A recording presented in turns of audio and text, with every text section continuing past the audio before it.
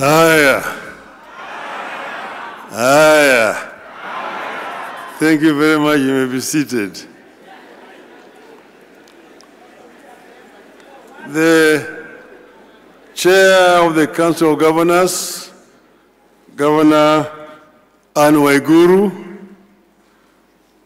the Deputy, other governors who are here present today, all protocols observed, ladies and gentlemen, hamjambo. Hamjambo tena. Hey, I feel very, very delighted and intimidated to be in front of you here today. I am happy to come. I was invited to come, and I was reminded that this is the 8th of the summit that we're holding. And I just realized that I have been with you in all the 8 summits that you have held. So I was very happy to come again here today. Now, before I say anything else, I just want to introduce those who have come with me. 2 you have already been introduced. Your immediate former chairman, Governor Wycliffe Ambassador of Paranya, former Governor Kakamega, and Governor Mwangi Wairia. But I'm also here with the former Minister for Defense, the leader of DNA Party, Honorable Eugene Wamalwa. I'm also here with the chairman of Roots Party, Professor George Wajakoya.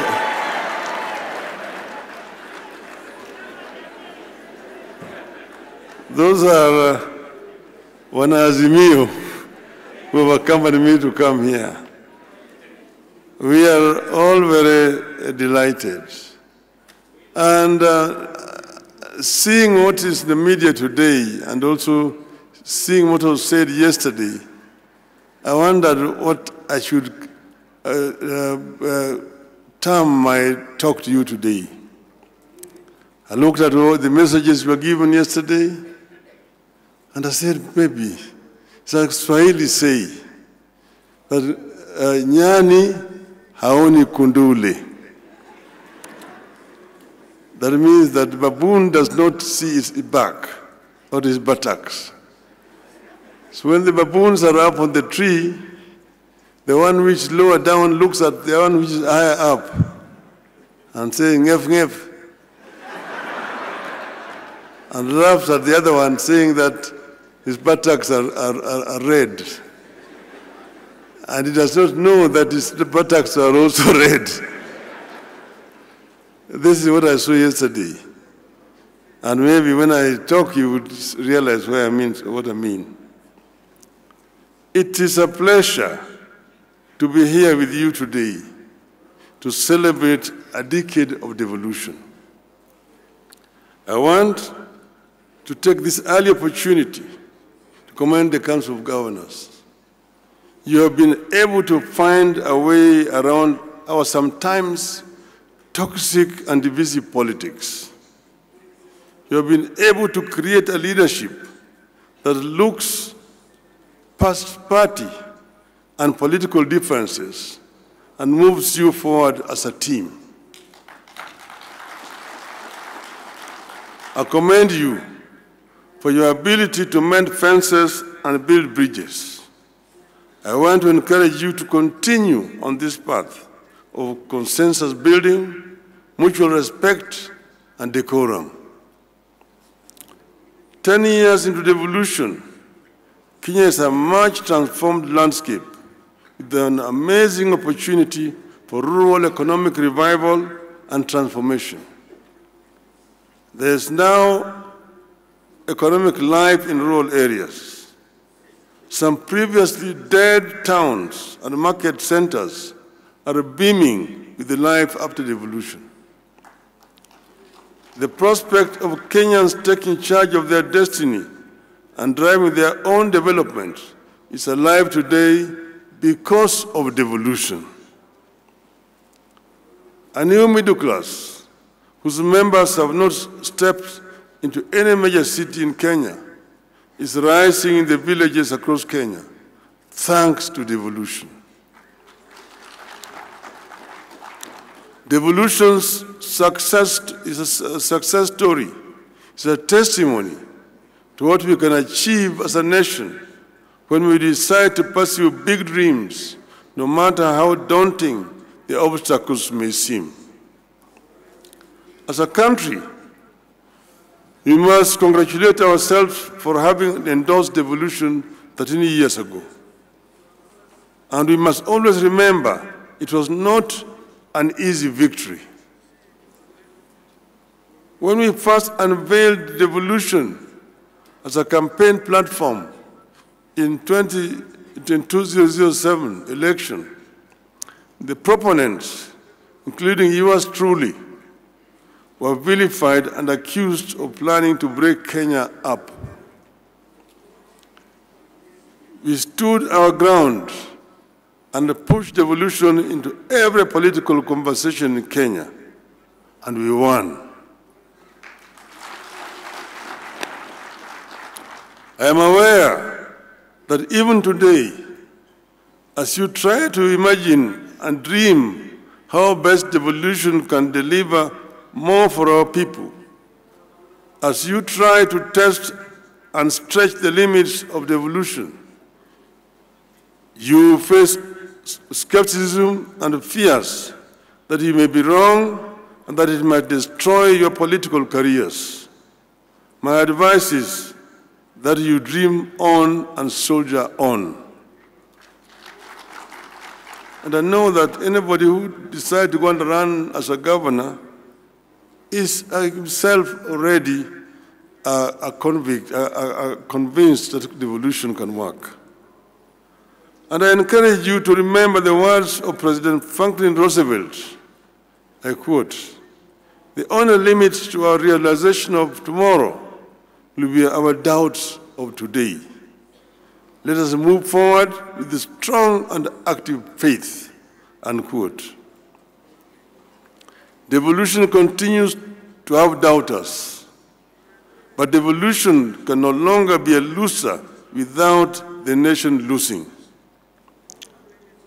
Excellencies, at this forum, I have the warm feeling of a person among friends who think alike and have the same goals and aspirations. As far as devolution goes, my aspirations and those of the governors are aligned. We may have differed here and there about the management of our affairs at both the national and county levels. But when it comes to devolution, I believe our differences are only as to the method of attaining a goal. There has never been, and there shall never be, an argument between us about the goal. We all appreciate devolution. We all want devolution.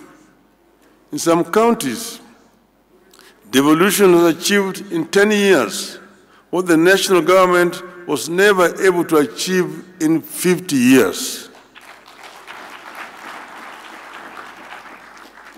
You know the challenges facing devolution.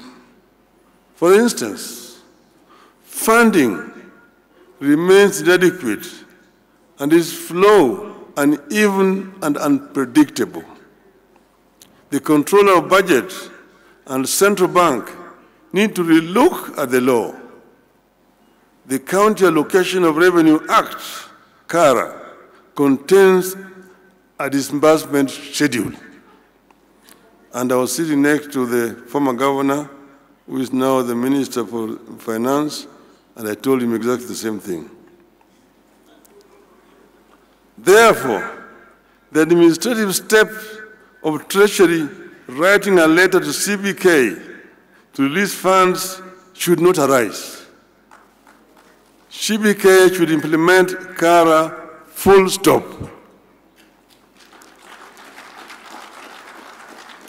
Bureaucracy at the Office of the Controller of Budget continues to hold back devolution. There's a worrying clash of vision and responsibility between county chief executives and the members of county assemblies.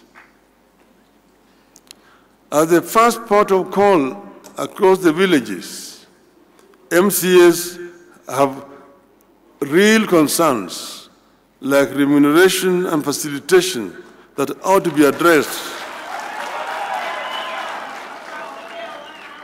That ought to be addressed in the interest of harmonious working relationship with the county dream bearers who are the governors.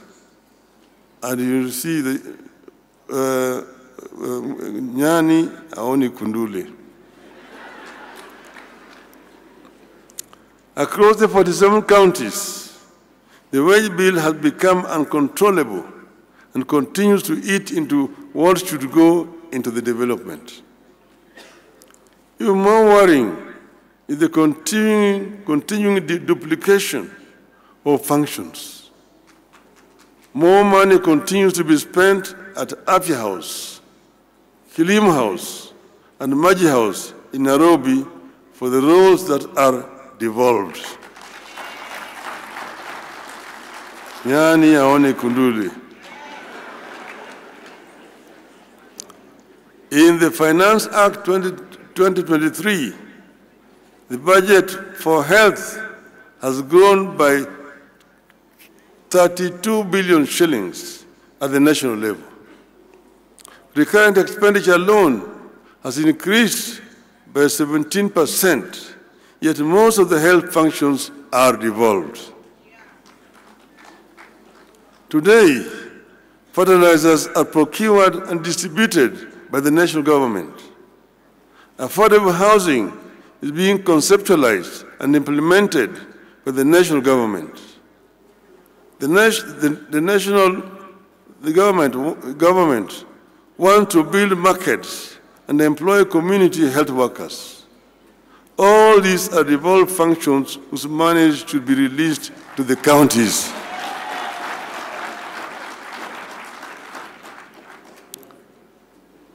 Ten years into devolution, this tug of war between the counties and the national government needs to come to an end. In this tug of war, the Commission of Revenue Allocation continues to be ignored, making revenue sharing between national and county governments and among counties uneven and more political than professional. Nyani Aoni Kuduli.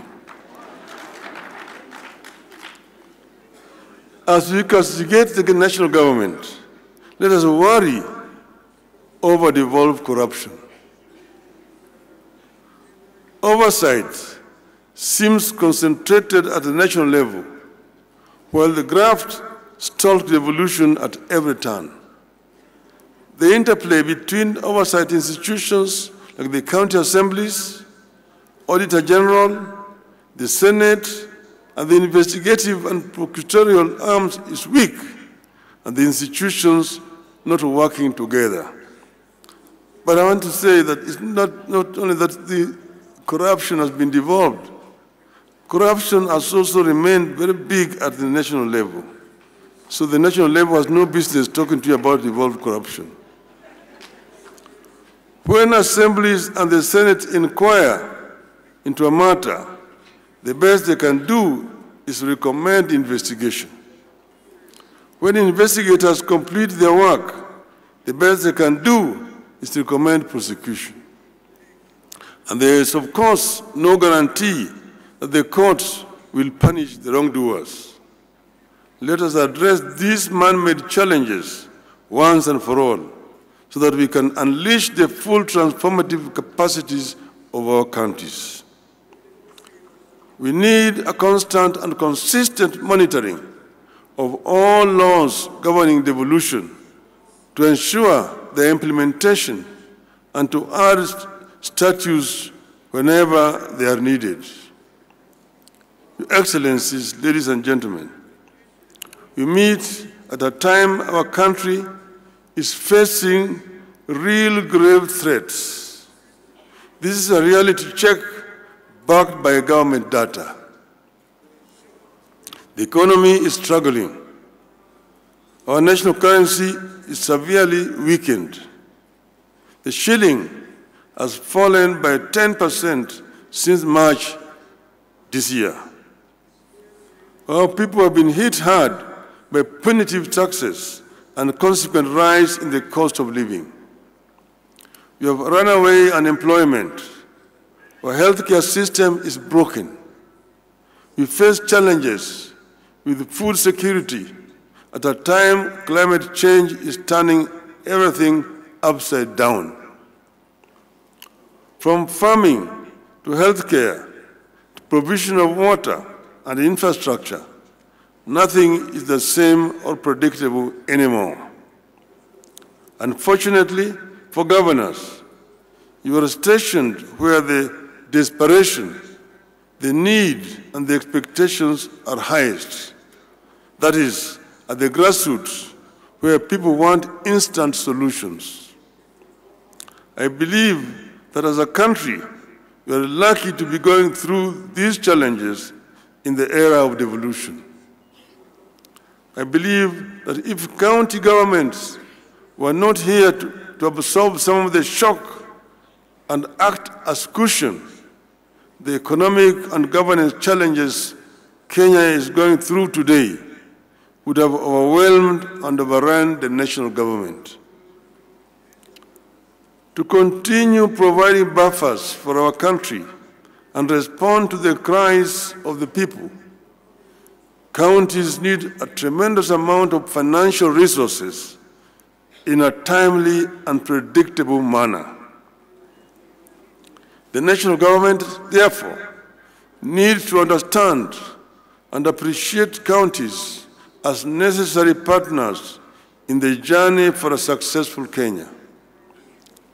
The problems and responsibilities the people and the counties face today demand that we reevaluate and strengthen our commitment to preserve the place of the county government and bestow it with the power, the authority, the responsibilities, and the revenues necessary to discharge those roles and meet expectations.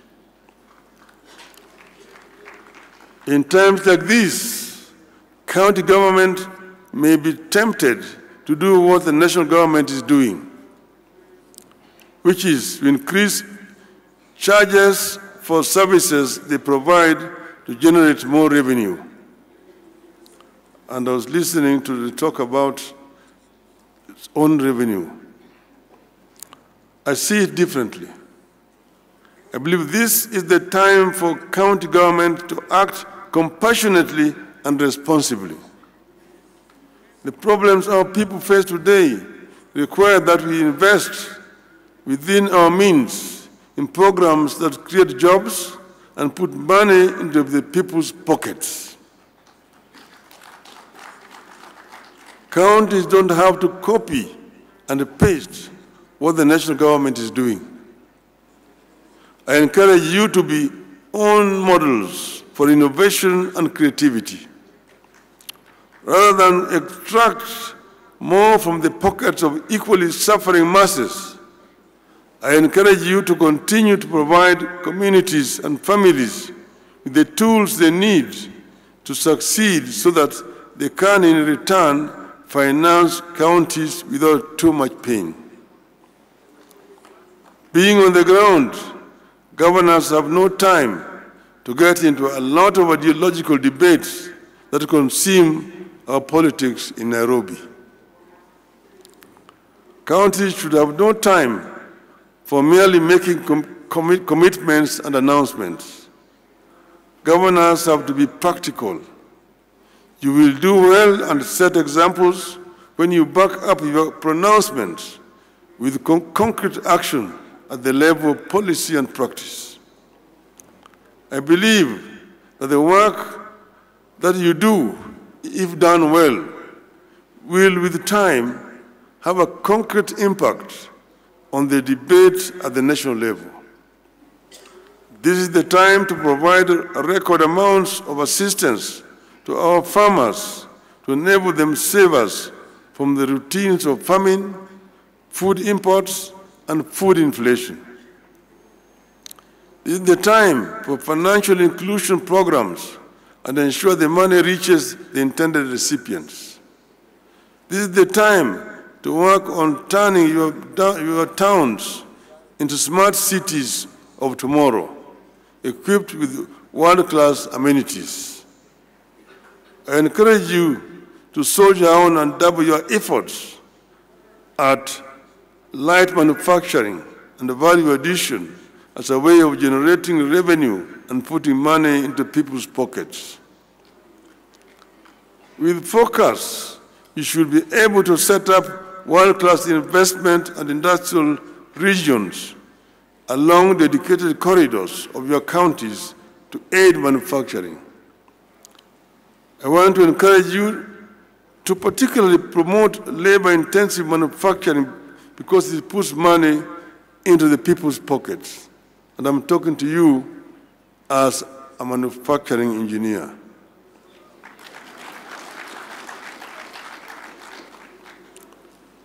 Put focus on building infrastructure, including roads, electricity, and water and farm irrigation. This will yield returns. We have to ensure that our policies are predictable and tax regimes stable. Ease of doing business in your counties must therefore be a prime concern. Investors need the assurance that the rules of engagement are the easiest that can be. Remove bureaucracy. With such clarity, you will be able to create employment opportunities, encourage enterprise, and to create a bigger job market for our youth, widening your base for revenue. I believe it is time, again within your means, to allocate some of the money from own revenue to a cash transfer program to help protect the poor at the grassroots. I want to encourage you to continue with cooperation between counties. At the same time, however, we need a competitive element among counties to prevent the temptation to just maintain the status quo. Let us compete even as you cooperate. Finally, ladies and gentlemen, I want to disclose to you a reality slowly taking shape in our country, but which many of us, including the governors, may not notice. While national politicians may be getting all the attention, the action of translating policies into improvement of livelihoods is actually being determined by governors, county assemblies, and county governments. I see immense possibility for our county-driven growth and leadership in our country. I see potential for a county-driven quantum leap in our country. This hidden reality is not limited to one section of our region. The potential is unlimited. Be open to ideas, investments, and innovations. You may just be the team that put the country on the path to a reversible takeoff. I want to conclude by referring to what Governor Jonathan B. said, the host governor, that they are expecting bumper harvest in this region because they did mandamanos in the farms instead of doing the mandamanos on the streets or carrying sufurias. I want to tell him that this katiba that we have is a product of mandamano.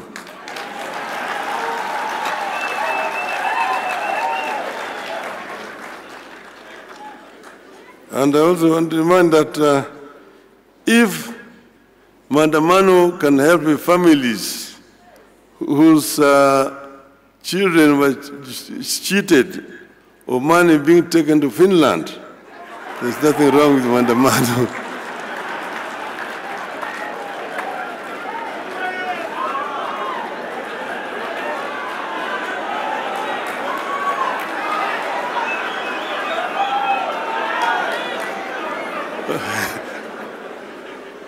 What is wrong is police brutality. And finally, I want to tell a rogue ambassador, leave Kenyans alone. If Maandamano can lead to a dialogue between Ichung'wah and Kalonzo, everything is good with Maandamano. Tell the rogue ambassador, Kenya is not United States. Kenya is not a colony of the United States. Keep your mouth shut when you hear. Otherwise, you will call for your recall back to your country. I thank you, ladies and gentlemen.